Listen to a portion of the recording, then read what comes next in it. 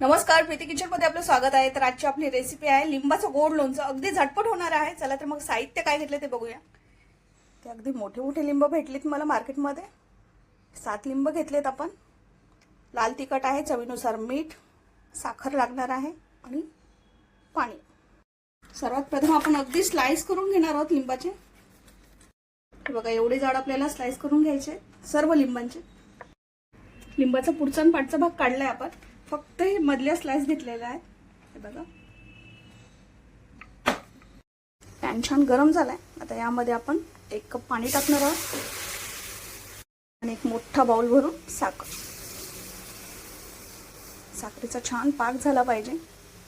तर यामध्ये चटणी आणि मीठ मिक्स करून घेऊया। पाकाला छान उकळी आली आहे। अगदी जाडसर करायचं आहे, दाट आपल्याला पाक। बघा, पाक परफेक्ट झालाय। आता हे स्लाइस सर्व टाकूया त्यामध्ये। हे बघा, सर्व लिंबाचे स्लाइस आपण टाकलेत पाकामध्ये। अगदी याला 5 मिनिटं होऊ द्यायचं, छान शिजू द्यायचं, मुरू द्यायचं।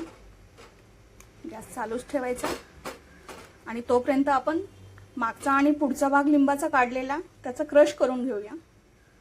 हे बघा, आता हे सर्व आपण मिक्सरला छान बारीक करून घेऊया।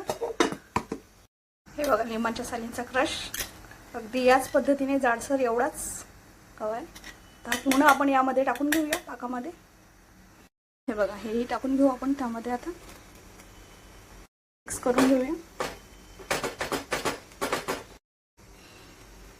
पाकामध्ये लिंबाचंही पाणी सुटलंय। आता याला छान दाटसर पाक होऊ द्यायचा। अजून जो किस टाकलेला आहे तो पण छान शिजू द्यायचा या पाकामध्ये। हे बघा, खूप छान प्रकारे झालंय दाटसर अगदी।